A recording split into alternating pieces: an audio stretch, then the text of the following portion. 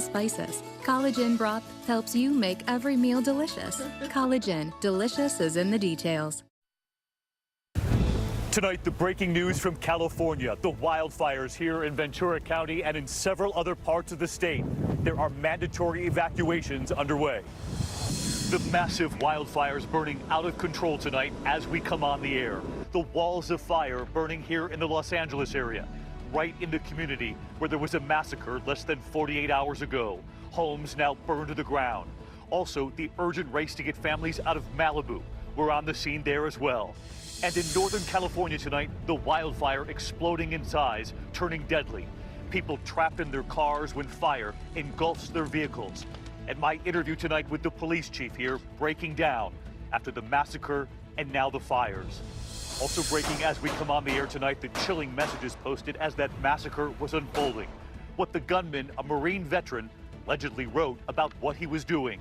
Tonight, the terror attack overseas, a pickup truck going up in flames, and the rampage that followed. President Trump facing outrage tonight over his pick for acting attorney general. The president now saying he doesn't know Matt Whitaker, but what the president said just a month ago about him.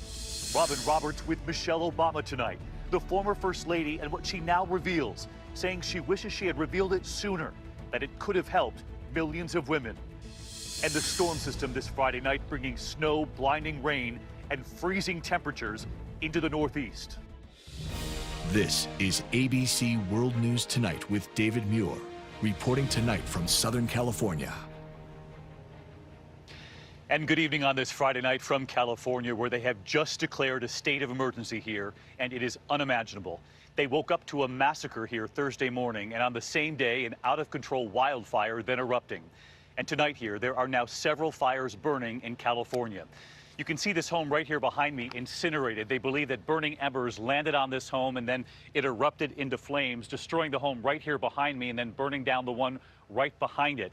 The embers landing on top of the home. You can see this is what the garage used to be, the front of the home right here. And it also demonstrates just how easily these fires are spreading across California.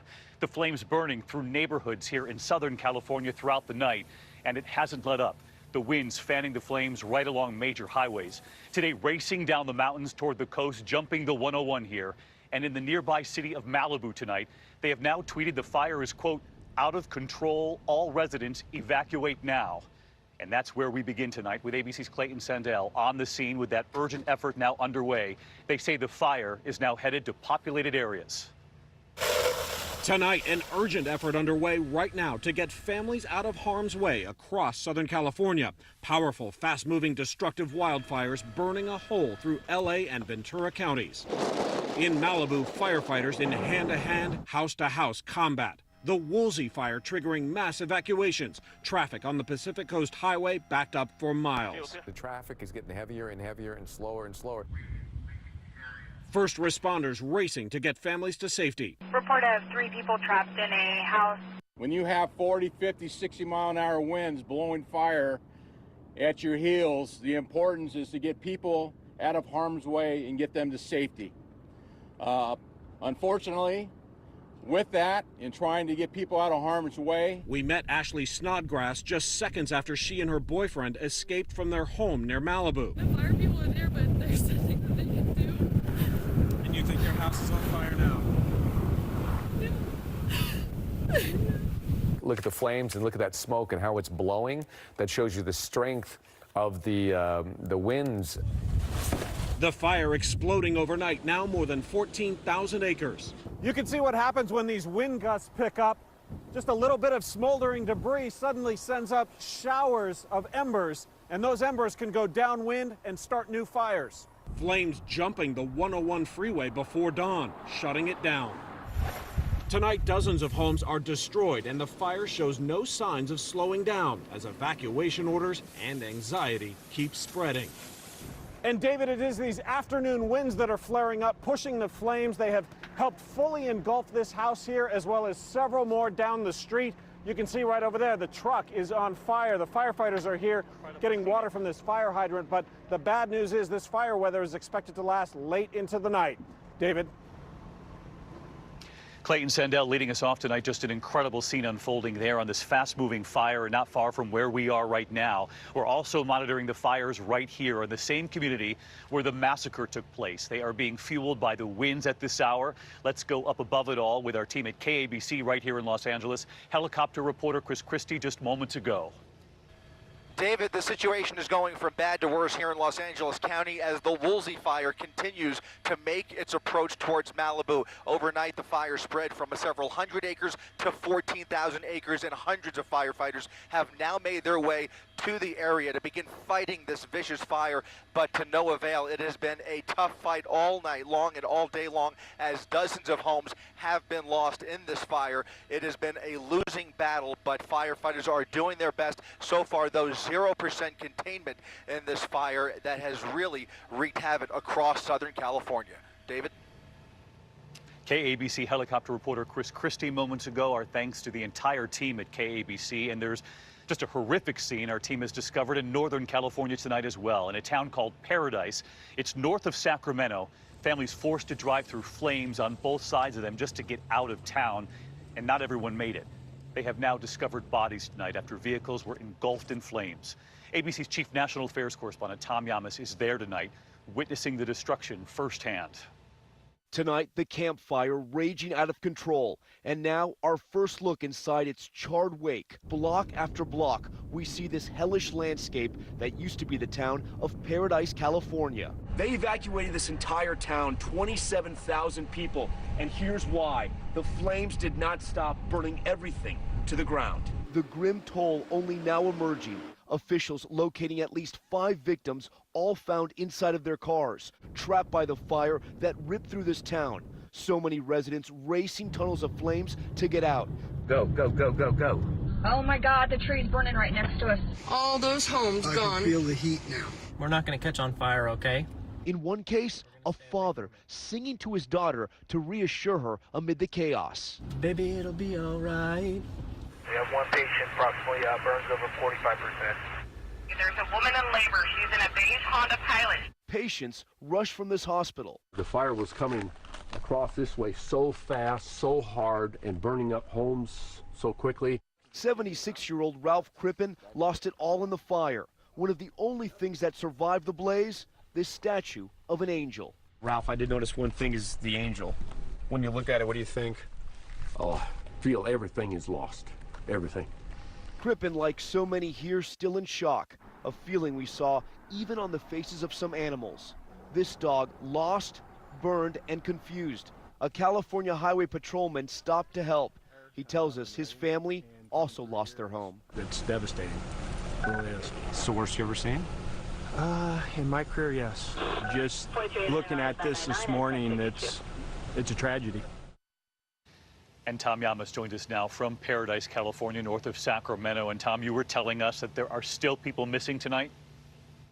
David, there are still people unaccounted for, and part of the problem was in the race to get out alive, families were separated. Officials have told us there have been more than 600 requests for welfare checks. They have succeeded in reaching hundreds of people, but there are still hundreds outstanding. The biggest obstacle right now, David, is just too dangerous to come back to Paradise, California. This was the town supermarket. It's hard to believe. This was the front wall. It's collapsed. There are no cell phone towers right now, no electricity, and as you can see, there's still a lot of smoke.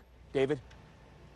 Just an awful scene there in Paradise, California as well tonight. Tom, our thanks to you. And as I said, it's just impossible to imagine. We came here to report on a massacre, 12 dead here, and now a wildfire burning homes to the ground right here in the same community. I spoke to the police chief, Tim Hagel, a short time ago, who answered the call for the massacre. He hasn't slept yet, and he grew emotional while talking with us. It's not difficult to understand why. I think it's hard for people to wrap their heads around what you all have been through this week. You had the massacre. Yeah. And now you're dealing with evacuations and this wildfire. How are you doing it? Yeah, it's amazing. You know, I was thinking about that just when we were working on some evacuations a little while ago. You haven't been to bed since word of the massacre, the first calls. Yeah, I think the last time was Wednesday, 3 days ago. How are the families doing in this community, having to deal with not only the horror of this week, but now this? Yeah, it's tough. I was amazed yesterday. We went from this mass shooting to the next morning, while the community is not even in a recovery mode, to fires breaking out all over Southern California. People are just dousing us not only with love and compassion for our public safety workers, is they're bringing food. And that's what really amazes me. Well, add us and everyone watching at home tonight to that. The whole country's thinking about this community. Thank you so much, and we really feel the warmth in the prayers. It chokes us up. It does. It affects us. So we thank everybody. We thank you, Chief. Thank you. Thank you. Yeah. Police Chief Tim Hagel, and our thanks to him and all of the first responders and now the firefighters now working around the clock here in California. Of course, they're also investigating the massacre, and we learned of a huge FBI presence at that site just a short distance from where we are right now. The messages tonight the gunman, a former Marine, allegedly posted as he was gunning down so many. ABC's Kana Whitworth is on the scene again tonight. Tonight, authorities reviewing disturbing messages from the gunman posted to social media as the attack was unfolding. At 11:24 p.m., he wrote, "I just thought life is boring, so why not?" In the video, an eerie silence before the gunfire continues. Authorities tell ABC News preliminary information indicates the gunman appeared to be texting or posting during the pauses in the rampage. At 11:27, he posted, "The only thing you people do after these shootings is hopes and prayers and wonder why these keep happening."